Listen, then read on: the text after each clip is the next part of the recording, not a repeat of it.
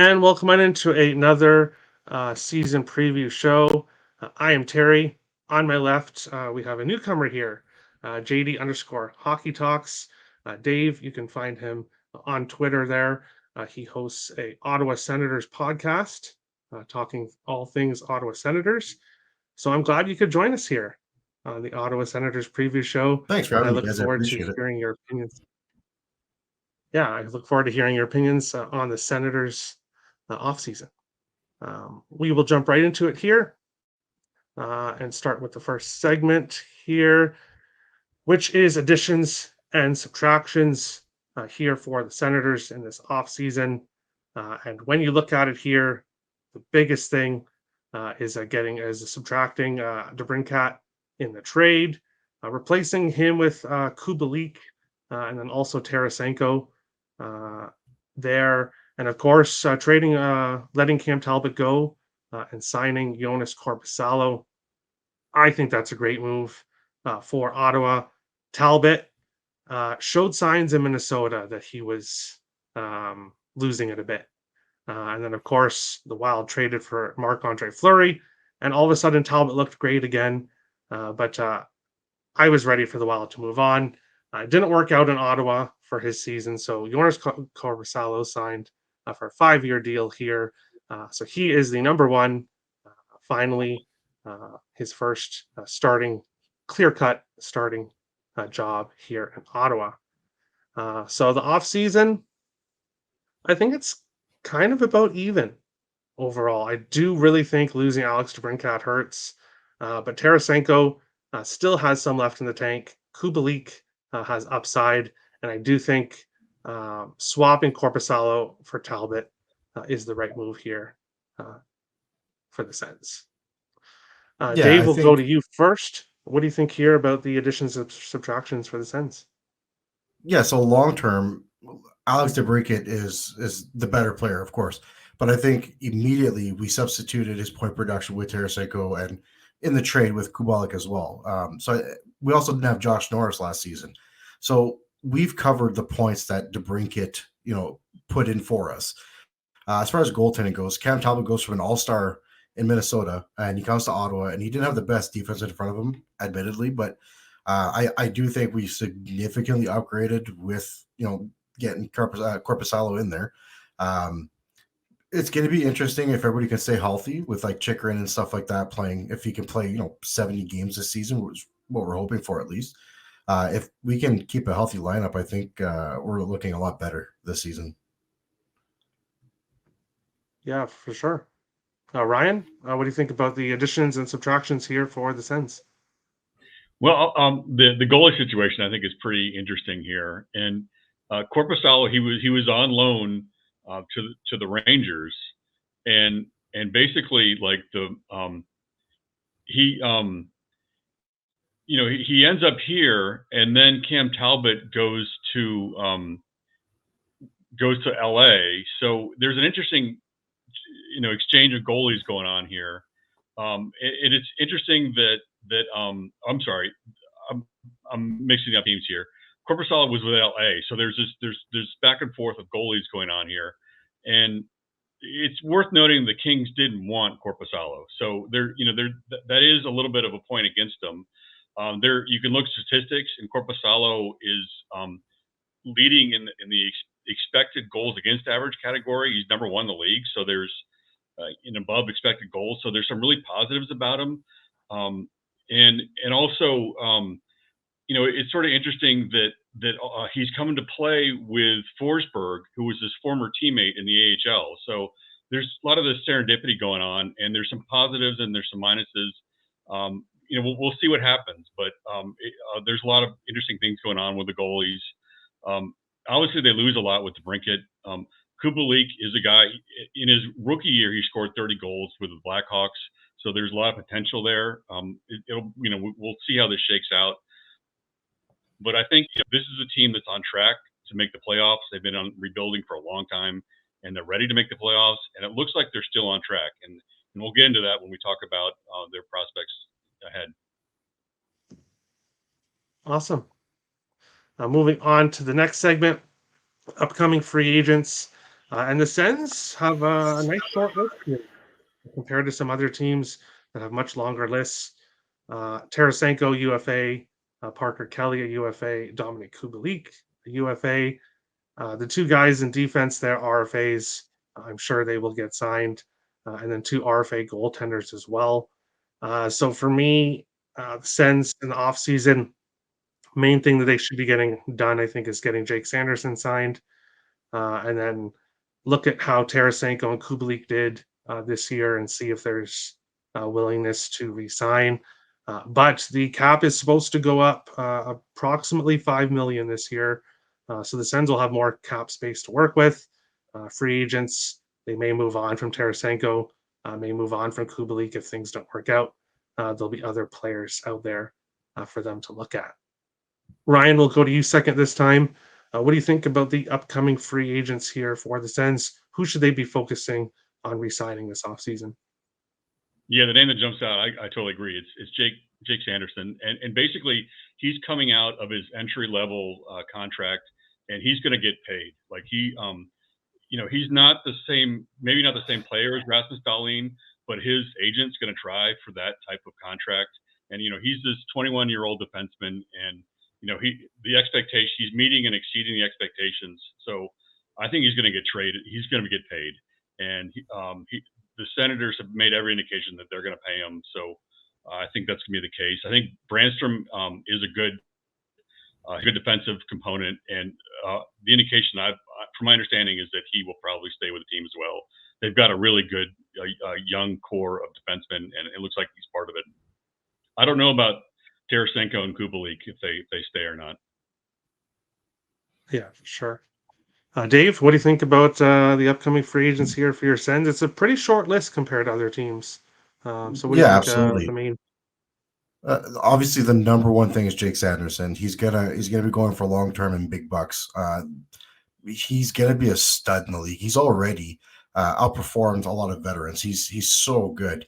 And same with Branstrom. He's really had a really good season. He's put in the work and he's looked really good. He got a 1-year deal out of it. We'll see where that goes. We have other defensemen coming up, so he might be a little more expendable than we think.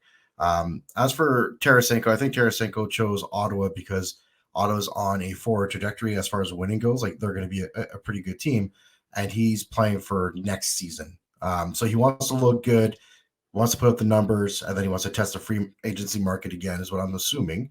I think Kubalik, if you could introduce him into a winning atmosphere and a good locker room, and he comes to Ottawa and he performs, I think it might be a good fit long term. Parker Kelly's a fan favorite in Ottawa, but at the end of the day, he's very replaceable. As far as the goaltenders go, I definitely think they should be locking Matt Sogard up. He's going to be really good. He's shown glimpses of being phenomenal when he was called upon with all the goalie injuries last season. Mandolizzi as well. He had some pretty good stops, some good games. But at the end of the day, Jake Sanderson's got to be that number one thing that you're going to lock up, and you got to be willing to move just about anything to lock him up. Yeah, for sure. And even with Kelly and Sogard, like they won't break the bank, so they won't be expensive signings. Exactly. So you should be able to re-sign them pretty easily. Moving on to the third segment here, taking a look at the possible lineup for the Sens this year. And if Tarasenko is, of course, on that top line, it makes sense why he would choose Ottawa. Playing with Tkachuk and Stützle, we saw what they did last year. That's a great top line to jump onto.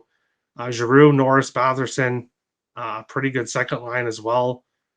Joseph, Pinto, Kubalik, potentially in the third pair. Sneaky third line with potential as well.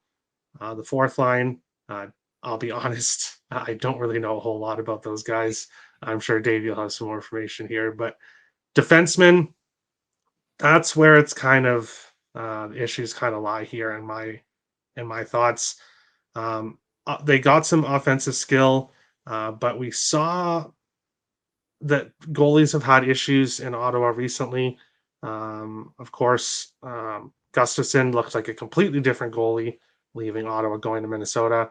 Talbot, I'm not going to say that going to Ottawa is why he performed like he did last year. He was injured a lot of the season.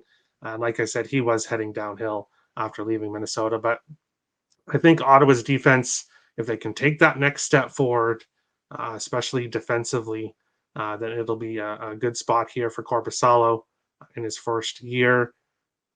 Overall, a pretty good lineup. I definitely like the offense. And Korpisalo does have some question marks. Most teams' goaltenders do have question marks. So overall, pretty good lineup here for the Sens. Dave, what do you think about the forwards, defensemen, goaltenders here for your Senators? What are your thoughts here? I'll start with the defense. So before Ottawa trading got Chikrin, you had Shabbat playing with Branstrom, sorry, and they played phenomenally together. Like before we traded for Chikrin, Ottawa's D was really starting to come together. They were starting to look pretty good. Then you added, Chikrin, which can only make things better. No secret, before that, Ottawa's defense was horrible. Like they just couldn't get it going together. They just, weren't reading the plays well. They just weren't. They were being caught in the wrong spots all the time. I definitely think that we've upgraded, and with Bernard Docker, I think I honestly think that number 6 defenseman is his position to lose, and Hamonic might be kind of just a number 7 guy, or depending on the type of game you need played. If you need somebody a little more, on the defensive side, you need somebody who's going to be killing penalties and putting his body on the line because a team is known to be shooters. That's when you put Hammer in. Otherwise, I would be playing Bernard Docker personally. One of the things with Korpisalo that I'm really excited about is a lot of these goalies don't come into their prime till about their mid-20s, 25 to 27. So I'm hoping that we got Korpisalo at that stage of his career, and this is only going to be up from here. As far as the forward lines go, it's a tough one. Right now, Shane Pinto is unsigned as an RFA. We have no money to sign him. The most likely suspect to go is going to be Joseph, which kind of puts a wrench in what the lines are going to be like. One of the big debates between Ottawa Senators fans is, do you leave the Brady Tkachuk, Stützle, and Giroux line alone because it's the best line Ottawa's had since the Spezza, Alfredson, Healy line. It really was. It was phenomenal. Or do you kind of move things around to spread the wealth? Now, as far as lines you have posted here, they're pretty good. I do like them. I know Batherson offered to play both wings, so did Giroux. So you can switch both those guys up. It doesn't really matter. We'll see who comes into that position later on. I like Kubalik on the third one as well. As for our fourth line, it's literally 3 guys that can throw gloves is what that is. McEwen's a big boy. He'll throw gloves. Kastelik's a big boy. He'll throw gloves. Same with Parker Kelly. That's ultimately, if you piss off, one of our superstars, that's the line the coach is going to put on the ice next. So that's great. Hey, every team you do need big guys that can fight. You don't want to get pushed around in the NHL. Ryan, what do you think here about the possible lineup for the Sens this season? Yeah, I'll also start with the defense. And, when we look at some of these teams, a lot of times the positions aren't really set, but all 7 of these guys are basically, their positions are set. And I think that's pretty unusual for an NHL team, including Bernard Docker on the end. They're basically paying these guys like they're going to make the team and they're going to be contributing. Really young defensive team, a lot of talent. Hamonic's the one guy. He's the one veteran, and I think he's going to be probably on the third line because he's that veteran presence. So I expect him to play. The thing is that there's probably going to be injuries, right? And both Shabbat and Chikrin have some history with injuries. So Bernard Docker probably gets put in as a replacement at some point. But the way that these guys are being paid, those 7 positions are basically set in stone. It seems like, and there's a lot of really good positives in the forward group. Giroux is coming off his best goal scoring season of his career. He's 36 or whatever, and he just had his career high in goals. Tkachuk is coming off his best year, in his young career. Stützle is this rising superstar, and I don't think we've seen the ceiling yet. I think, he's just going to continue to grow and grow, and this guy's a star, and he's one of the better scorers in the league. It's hard to say, there's definitely a loss here with DeBrincat. I really liked his play. I don't think he was really a good fit. We didn't see the numbers that he had in Chicago here.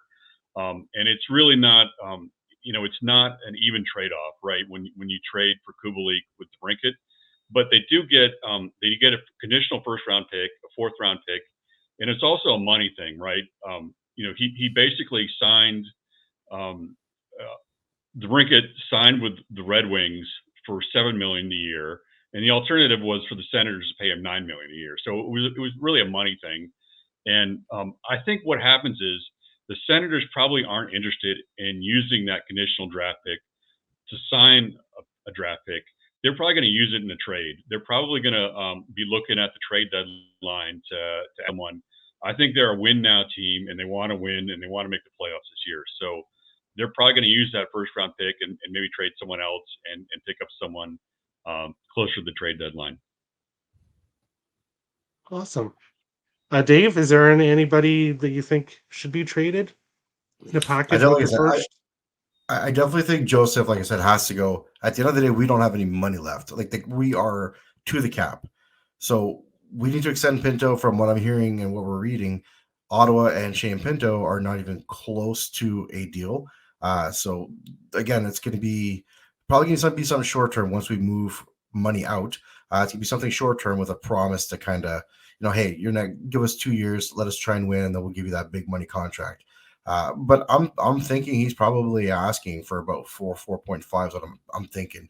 As far as guys being moved out, at the end of the day, if we're not close to the playoffs, then you move Tarasenko, you move Kubalik, you move both those guys. But also at the end of the day, if we're not close to a playoff position by trade deadline, those are not going to be the only two guys to go. They're going to get blown up. It's make it or bust this year, or shit's going to happen. Because Yeah, a and I'll add perfect yeah, go ahead.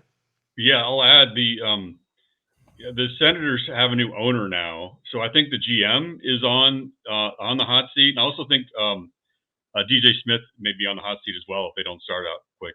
Agreed. Very good looks. Going into our final segment here, the Ottawa Senators have missed the playoffs 6 years in a row. They are going to try to break that this season, plus 130 to break that 6-season streak and making the playoffs this year. A point total at 90 and a half, 73 2 years ago, 86 last year. So the point total here where they need a 5-point increase. President's Trophy, win division, win conference, win cup. None of those really interest me here for the Senators team. Stützle had 90 points last year. His total's at 90 and a half. So pretty similar there. Tkachuk last year had 83 points in 82 games. His point total is 85 and a half. So slightly staying the same, slightly increasing for point totals. Korpisalo wins. This is one that would tempt me to take the over here with Korpisalo wins, just because I do think that it is kind of his net, at least going at the beginning of the season. The issue is, and Dave is like, don't say this, injuries do happen. So I don't want to take a goalie prop. I do have them on here because they're great to talk about. But to take a goalie win prop when injuries can happen at any time, that scares me a bit with the win total. And then who will have more points? Unfortunately, I think Ottawa, or I think Buffalo minus 125 is the right side. Not a price I want to lay here for a season future, but I do think Buffalo finishes with more points here. I think both of the Senators and the Buffalo Sabres are headed in similar directions. I just think Buffalo is just one step ahead at this point. So that's my thoughts here. No plays for me with the Senators in the future bets here. But I think Stützle has another good year. I think Tkachuk has another good year. So I would look at both of those overs if I did have to play anything. Ryan, we'll go to you second this time. What do you think about the future bets for the Senators? Do they break the playoff streak, losing streak? Yeah, I think they do. I think I think they have enough good talent. I think you get Norris for the full year, and I think they, the possibility that they could make a trade. I really do think they make the playoffs. I'm not sure that's the best bet on the board here. I like make playoffs at plus 130 better than the point total because I think 90.5 will get you in the playoffs. But it's also like, what do you think of the other teams? What do you think of the Sabres? Which I think they have some defensive issues and goaltending issues. And what do you think? Could they? The Bruins are probably going to take a step back from 130 points. Can the Senators catch them? And the caveat is we've done this before, right? We came here last year and said, well, this Senators team looks like they're going to make the playoffs. So, but I think they have the players to do it, and there's a lot of younger players that are getting experience. As far as some of the props that I'm looking at, I'm on Stützle scoring prop. I think we haven't seen this guy's ceiling. If you shop around, you can find 88.5 points for Stützle, which I think is generous. Also, you could look, if you want to really ratchet it up, plus 1,100 for him to have the most goals in the Atlantic, which, there's some good guys. There's Mitchell Marner and, a number of guys in the Atlantic that could finish above him, but that's at plus 1,100. That I think he's within shot of that. I don't have a feel for Kachuk's points. But I hesitate. I wouldn't take Buffalo in that bet just because I'm worried about their defense and goaltending. All right, perfect. Dave, future bets Yep. for the Sens. What do you think here? I'm in the same boat. I think Buffalo's got a lot of firepower, but I think defensively and goaltending wise, they're behind as far as compared to Ottawa. But they definitely have a lot of firepower. That a lot of guys that can put the puck in the net. Period. If Ottawa last year hadn't bummed out in November, Ottawa would have made the playoffs. They were, I think, 6 points out last season, if I'm not wrong. And we had a horrible November. If we had started our November on a 500 record, Ottawa would have been in the playoffs. And I think Ottawa can continue because towards the end of the last season, Ottawa was on a very positive note. They were doing good. And so I think if we get back in the next season with the same mentality, it'll be, we will make it in. So I would take that bet for sure. As for the Korpisalo wins, I would take that all day, every day. I think they're going to lean a little bit more on him. He's probably going to end up playing. I'm probably going to say he's going to play 60, maybe, about 60 games, 55, 60. Stützle points, I would definitely take the over. Brady Tkachuk, I think I would probably take under, only because we've added a little more firepower this season, and Josh Norris is back. So the minutes are going to be a little bit less for these top guys like the Giroux, Tkachuk, and Stützle like it was last year. So less minutes means less points generally. But the reason why I'm still sticking with Stützle getting 90.5 plus is the kid's the best player, and he's going to be the best player Ottawa's ever had. That's just without a doubt. And I just think if he doesn't get 100 points next season, I'll be surprised. But I just don't see him, taking a step back. Period. All right. Well, that is the Ottawa Senators preview show.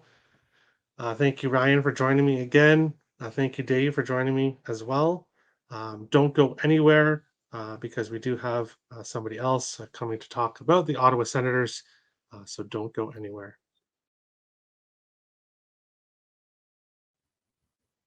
And next up to talk the Ottawa Senators is Scott Rochelle. Scott, welcome back to another show here. We are going to jump right into it here, looking at what's happened with the Ottawa Senators in the offseason. Some teams have a lot bigger additions and subtractions. Two really big notable names here, I'm sure, or three notable names on this sheet. What do you think here for Ottawa's additions and subtractions?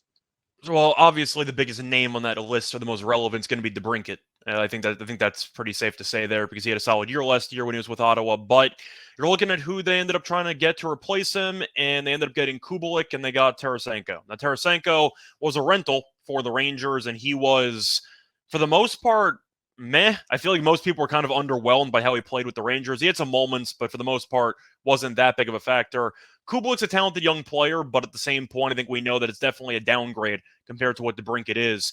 The other key name to mention is Korpisalo, because Cam Talbot's been a bit shaky. I might be being generous there for the last couple of years, but Korpisalo, we know, has some upside. We saw with Columbus and onward, but we know that once again, Korpisalo is streaky as a goaltender. So it does seem like Ottawa lost the best piece in that list because DeBrincat's better than everyone else here. But did they do enough to replace him and to potentially improve the goaltending situation? It remains to be seen. I think once again, this team could have a high ceiling, but there's a lot of questions involved, which is why I think it makes sense this team is considered to be a fringe playoff contender. Yeah, totally fair. Totally. Do you have fair. any counterpoints on that? No, I pretty much agree with you there. Korpisalo with Cam Talbot, he was great with Minnesota.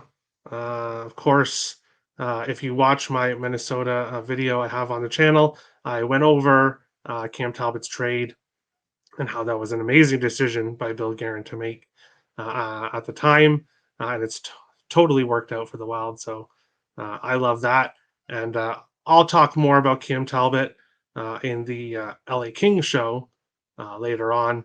Korpisalo, he's getting what he wants, and that's a starting job. He is the clear-cut starter here, I think, with this team. Upcoming free agents, very small list.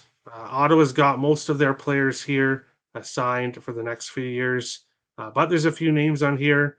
Scott, who do you think are the big names here that Ottawa should focus on re-signing in the offseason? Well, I think it's got to be Kubelik. Because if you're going to trade for him and he's a free agent after 1 year and he's relatively young, you kind of have to bring him back at that point. Like, Kubelik could be even mediocre this year, and they're probably going to re-sign him because of everything that, it actually took to get him, because they got rid of one of their better players in order to acquire him. Tarasenko is going to be a rental unless he looks really good. I can see him walking after a year, maybe going to a serious contender a year from now. But the main name on the list for me is actually just going to be Kubelik, because I think even though he's unrestricted, they kind of have to bring him back because he was one of the main young pieces in one of the bigger trades they made in the offseason. It says unrestricted, but they're bringing Kubelik back, if we're being honest with each other. Interesting.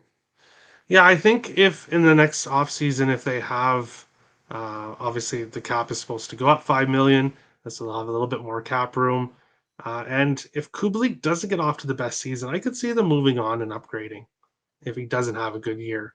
Even But though I he think was if like he the does main have name a in good that, year, I was gonna say though, he was kind of like one of the main names in that DeBrincat trade. Like, I don't know if you can fully trade DeBrincat just to let the other forward walk after a year. I feel like there's a bit of a sunken cost fallacy where Ottawa kind of has to keep him around because that was the main forward they got for one of their best players last year. I think they're going to bring Kubelik back unless he's atrocious for the upcoming season. yeah, I can agree with that. He shouldn't cost too much either. Yeah. Looking at the possible lineup here for the Senators, that top line, obviously Kachuk, Stützle, and Tarasenko isn't a big surprise. As I said, Korpisalo, the starting goaltender. What do you think about this possible lineup here for the Sens? There's a lot of potential because it's a lot of young guys and Claude Giroux. That's kind of the combo you got with that roster. But we saw the burst last year. We saw how the power play was incredible. 5-on-5 could use some work, but the power play kind of carried them offensively going through the stats. But you have Tarasenko and Giroux as the veteran leaders, and then you have a bunch of young guys who you're hoping can blossom. They showed flashes. We know Kachuk's very good. We know that, once again, we saw a lot of flashes from a lot of young guys there. The defense is fine. I think it could be a little bit better. There are some question marks there. I think that's really the questions I have for me. I think the offense, once again, can be solid, but the defensive core, you're looking at the defensive pairings that you have listed on the right side. It's not great. It's fine. There's some upside there, but that's going to be a serious question, especially with Korpisalo finally getting a starting goalie job. There's a lot of questions with team defense, and that's the main concern I have for this overall roster. Yeah, I 100% agree. I don't think it's any coincidence that Talbot's numbers got a lot worse when he went to Ottawa, leaving Minnesota, and Philip Gustafson, his numbers got a lot better leaving Ottawa, Do going you want to to toss Minnesota. Matt Marine to that, or is that a separate category? Because his Well, numbers also got a yeah. lot worse, but he might be washed, so that might be a separate category. But Yeah, Ottawa's defense they need to improve. They need to improve here for this team to take the next step. And looking at taking the next step, Ottawa Senators have missed the playoffs 6 years in a row. The last 2 seasons, they had 73, and then they improved to 86 points last year. Totals at 90.5, minus 120 for the over 90.5, plus 130 to make the playoffs. Obviously, the divisional futures there. Looking at Kachuk and Stutzel points, Kachuk had 83 points in 82 games last year. Stutzel 90 points in 78 games. So the numbers seem kind of priced there correctly, if based on what they did last year. What do you think about the future bets for the Senators? Do you think they break that 6-year playoff drought? For me, no. I think they're going to be close, but I don't think they get there. It's one of those teams that has a lot of upside, but I kind of want to see it first before I actually have faith in it happening. 90.5 in the Atlantic is such a difficult ask because you're looking at the standings and they finished in 6th place. And you're thinking, okay, well, they're going to have to jump a couple of teams. Well, I'm going to ask you, who are they supposed to jump? You got Buffalo, who's supposed to be good. Florida made the cup last year. You have Tampa. I know that they're getting older, but they still have a solid core. Toronto and Boston. I'm not sure they jump any of those teams. So if they're going to potentially finish 6th in their division again, I'm not picking them to make the playoffs. I'll go with the no, and I'll lean to the under. 86 was a little bit weird because they had an insane little moment there where they caught fire right before the trade deadline. Then as soon as the trade deadline passed, they completely fell apart again. So I need to see a little bit more consistency with this core. I have too many question marks about the defense. But I think, once again, playing in the Atlantic, where I still think, best case scenario, they're the 6th best team in the division, maybe 5th. I can't really take a point total over, and I can't really take them to make the playoffs. So I see them finishing kind of similar to the past year, 85, 86 points, being in the wild card race, but not getting in. That's where I have them at. All right. And then again, the Jack Adams, Smith to win the Jack Adams. That's just there in case if Ottawa does have a 120-point season and somehow lead the Atlantic, then that would probably be. Well, I am going to ask, potentially since something. they have a massive drought, how many points do you think they actually need to get? You said 120. I mean, if they get 120, he's going to win it unanimously. How Yeah. many points do you think they actually need for Smith to win the award? Like 102, 105? Top 3 spot in the division, top 2 spot in the division? I'm not a pro when it comes to the Jack Adams. I don't have the best reads on that. Like you said in the Boston show, it's kind of going to be whoever has that story season. So Ottawa checks those boxes for narrative purposes. That's why I'm kind of asking. yeah, getting 86. Maybe if they hit 110, So you think it needs to be that 108, big? 110, I think that would be a big I think season. 105, 102 might get that done. If they finish top 3 in the division, in that division, with the playoff drought they have, I think he's got a shot to win it. Now, I'm not taking it because I have them missing the Yeah. playoffs. So once again, 15-1 feels a bit short to me. I think it should be a bit higher. But I prefer Smith over Montgomery for comparison if we're talking about the odds, because Montgomery for Boston, I think, has no chance to win the award because they were that good last year. There is a lot of room for growth where this team could have all the pieces gel together. They could maybe make the playoffs and they could maybe surprise some people. I'm a bit skeptical.